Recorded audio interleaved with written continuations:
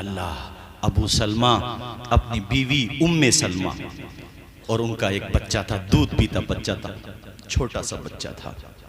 ऊँटनी पे बैठ के आप जो है यसरब की तरफ चल दिए। यसरब मदीने को कहते थे।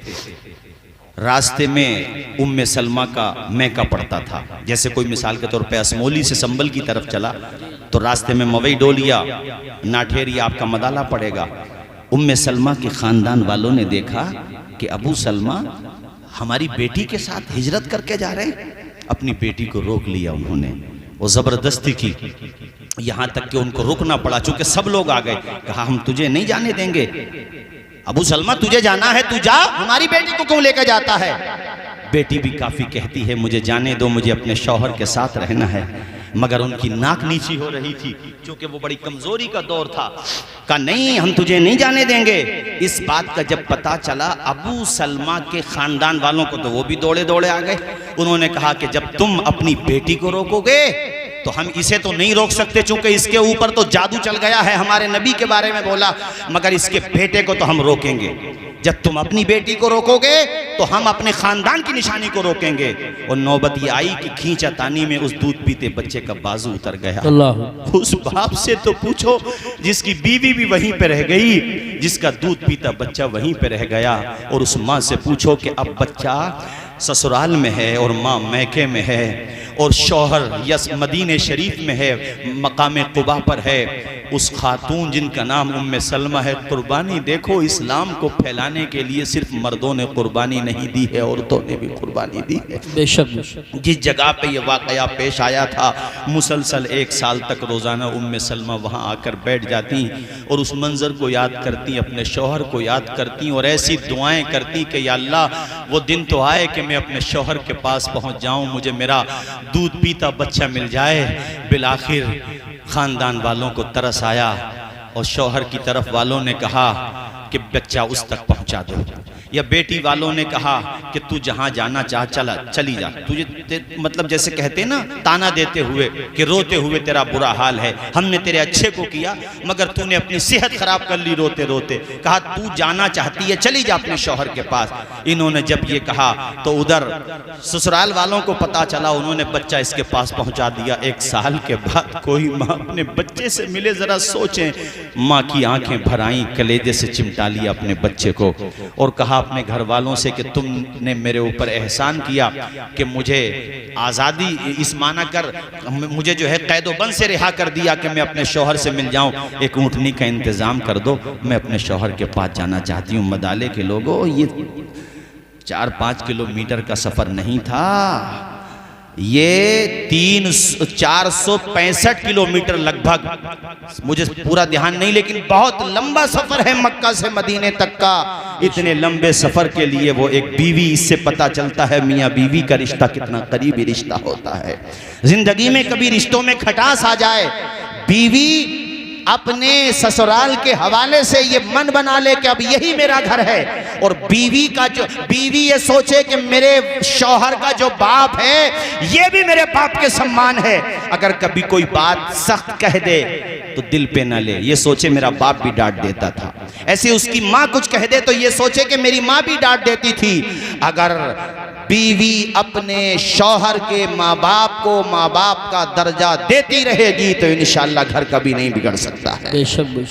इसी तरह से शौहर के माँ बाप उस आने वाली दुल्हन को जहेज का, कभी कभी ऐसा हुआ किसी खातिर तवाज़े में कोई कमी रह गई तो उसका कभी ताना न दे, कभी भी ताना न दे।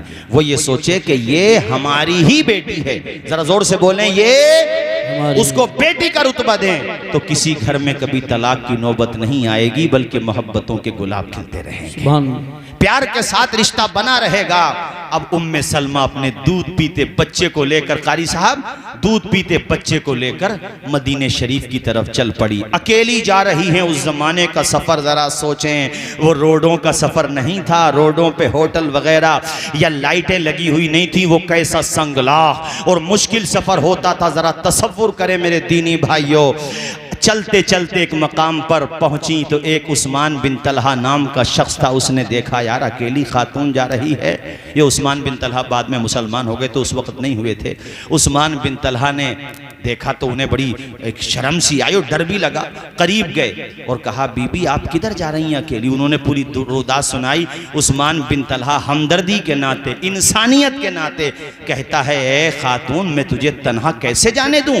रास्ते में चोर डकैत भी हैं, रास्ते में कितनी मुश्किलें भी हैं।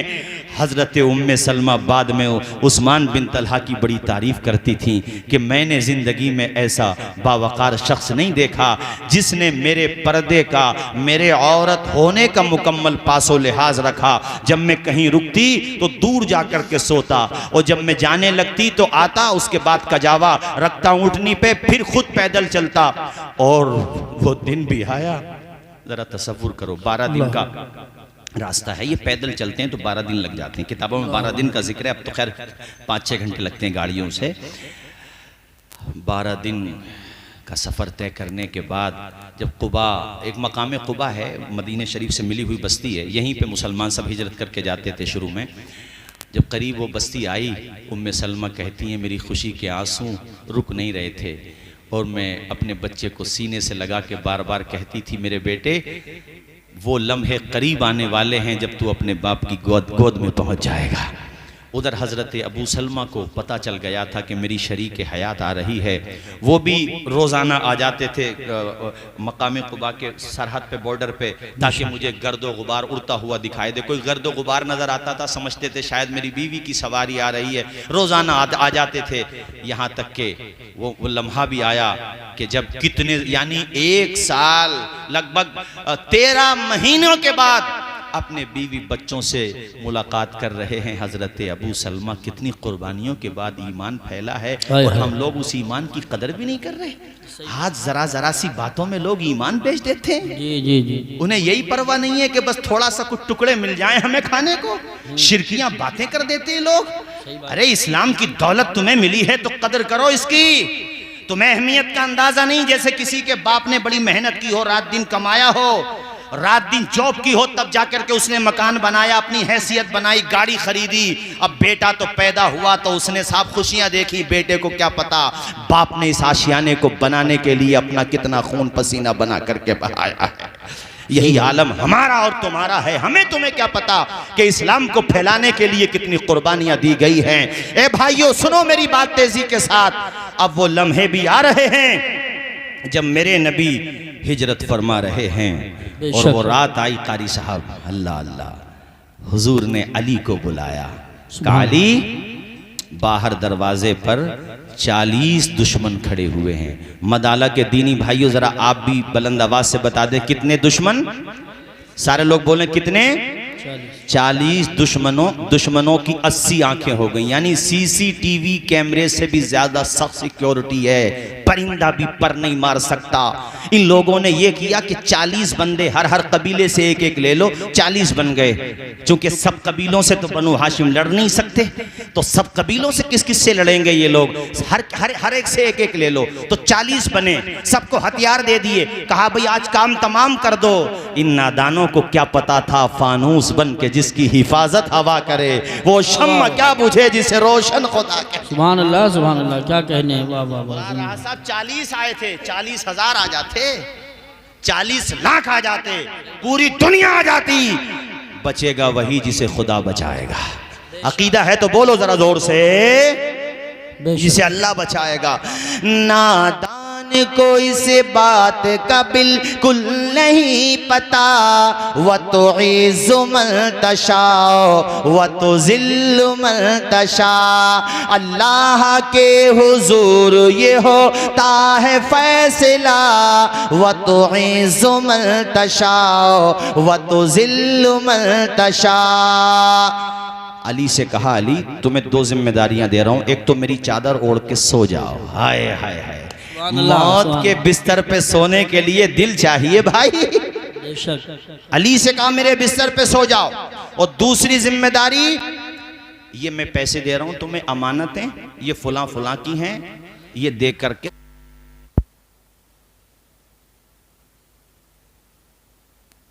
माशाअल्लाह भाई बड़े बहुत सुकून के साथ सुन रहे हैं। अल्लाह आपको शिफा अता फरमाए। आप में काफ़ी तकलीफ है, अल्लाह ये रात में मुसलसल जागने की वजह से अल्लाह शिफा अता फरमाए। मैं ये बता रहा था कि हुजूर ने कहा अली दो काम तुम्हें करना, एक तो सोना है चादर ओढ़ के।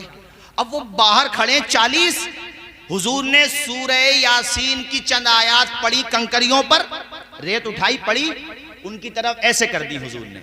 मेरा खुदा कितनी मोहब्बत करता अपने महबूब से। 9वें पारे की आयत है, वैज़ा रमैता इज़ रमैता वलाकिन्नल्लाह रमा। महबूब जब उनकी तरफ आप कंकरियां डाल रहे थे, वो आप थोड़ी डाल रहे थे, हम डाल रहे थे। हाथ तुम्हारे थे, अदाएं हमारी। सुभान अल्लाह, क्या बात है, वाह वाह वाह वाह वाह, सुभान अल्लाह सुभान अल्लाह। देखो देखो मेरे नबी की शान, देखो देखो मेरे नबी की शान, सरकार की आमद। कोई बात नहीं, ये दीवाना है इसका। अल्लाह ताला अपने फजल से परवरदिगार आलम इनको भी सेहत व सलामती अता फरमाए, और जो वीकनेस है अल्लाह उसको दूर फरमाए। जरा जोर से आमीन बोल दो। हजरत अली तो इधर आराम फरमा हो गए। अब वो जो बाहर खड़े थे ना 40 के 40 सभी सो गए, वो हुजूर वहीं से निकल गए। हाय हाय हाय हाय। अब वो रात के किसी हिस्से में उनकी आंख खुली और एक साथ खुली, सोए भी एक साथ और उठ भी एक साथ रहे। उसमें किसी ने हाथ हिलाया, यार तुम भी सो गए, तुम भी? सबने कहा सभी सो गए। तो ऐसे उचक के देखा घर में, हुजूर के घर में उचक के देखा तो कहा हैं, घबराने की बात नहीं है। अंदर अब एंटर हुए, दरवाजा तो खुला हुआ था ही, चूंकि हुजूर गए थे उधर से। हजरत अली ने दरवाजा भी बंद नहीं किया। अरे यही तो ईमान की ताकत होती है। क्या कहने, वाह वाह वाह वाह वाह वाह, सुभान अल्लाह सुभान अल्लाह। यही तो भरोसा होता है कारी साहब, भरोसा। देखो दरवाजा बंद नहीं किया, आप तो सो गए। अच्छा, हजरत अली से बाद में पूछा गया, अली तुम्हें नींद आ गई थी? अरे किसी को पता चल जाए कि थाना असमोली में मेरा नाम है और रात को दबिश पड़ेगी, तो मेरे ख्याल से रामा तो करीब नहीं है, कहीं इधर ही देखेगा अपना आता पता सिकंदरपुर या हैबतपुर के पास जाकर के। और रिश्तेदारी में भी नींद ना आ गई उसे। अगर जिला ही बदल दिया तो बात अलग है, नींद फिर भी नहीं आई, टेंशन में, जबकि गारंटी नहीं भी आ भी सकती है दबिश। और यहां दरवाजे पे खड़ी है, अली ने फिर भी दरवाजा बंद नहीं किया। आप तो सो गए। बाद में पूछा था मौला अली से, अली आपको नींद आ गई थी? अली मुस्कुरा के कहते हैं, काश वो मौका बार बार आए और अली ऐसी चैन की नींद सोए। अरे जिंदगी में कभी ऐसी नींद नहीं आई जैसी उस रोज नींद आई थी। सुभान अल्लाह। कैसे नींद आ गई तुम्हें? बाहर दुश्मन नहीं खड़े थे? कहा वो खड़े थे, मगर वो हुजूर मुझसे कह के गए थे ना कि सुबह को उठना है, तो मुझे तो यकीन हो गया उठना है, बस बात खत्म। वाह वाह वाह वाह। हुजूर ने कह दिया उठना है तो बात खत्म, उठना है। अब कायनात इधर से उधर हो सकती है, मगर मेरे नबी का फरमान नहीं बदल सकता। जो नबी ने कह दिया वो होगा। मुझे यकीन हो गया, मैं तो चैन के साथ चादर ओढ़ के सो गया। और मैं तो तब उठा जब उन्होंने उठाया, और एक दो दफा में तो उठा भी नहीं। अच्छा, वो लोग भी आए तो उनमें से उन्होंने तलवारें उठाई और कहा ये आराम कर रहे हैं, इससे पहले कि उठ जाएं हमला कर दो। दूसरा बोला, अरे कम से कम कुछ ताने तो दे दो, कुछ जुमले तो कस दो इनके ऊपर कि तुम कहते थे तुम्हारा दीन सब जगह फैलेगा, लो आज जिंदगी तुम्हारी खत्म हो रही है। जब मशवरा दिया, कहा चलो कोई बात नहीं है। चादर हटाई, समझ रहे थे नबी वहां मौजूद हैं। अली, सुभान अल्लाह। अली को देखा, अरे लोगों के तोते उड़ते हैं, इनके पिंजरे भी उड़ गए। सही बात। दोबारा देखा उन्होंने, अबे तुझे क्या नजर आ रहा? दूसरा बोले, अबे अली नजर आ रहे हैं। 40 के 40 एक साथ बोले ये अली हैं। अली ने हाथ हट, सोने दो। सुभान अल्लाह। और नींद इतनी प्यारी, देखो प्यारी नींद में आपने कहा सोने दो। आपने ये भी नहीं, आप ये भी नहीं डरे कि मैं इन पे अगर मूड खराब करूंगा कि हमला ना कर दे, चूंकि वो कह रहे थे मैं आज कुछ भी कहता, आज मुझे मौत नहीं आती, चूंकि नबी ने कह दिया तो सुबह को उठना है तो उठना है, बात खत्म। फकत इशारे में सबकी नजात हो के रही, तुम्हारे मुंह से जो निकली वो बात हो के रही। जो शब को कह दिया दिन है तो दिन निकल आया, जो दिन को कह दिया शब है तो रात हो के रही। आपने झटका हाथ, भागो यहां से, मुझे सोने दो। वो कहते हैं, यार अली एक बात तो बता भाई, तू गुस्से में मत भर यार, एक बात बता तू, तुम्हारे नबी यहाँ थे का थे?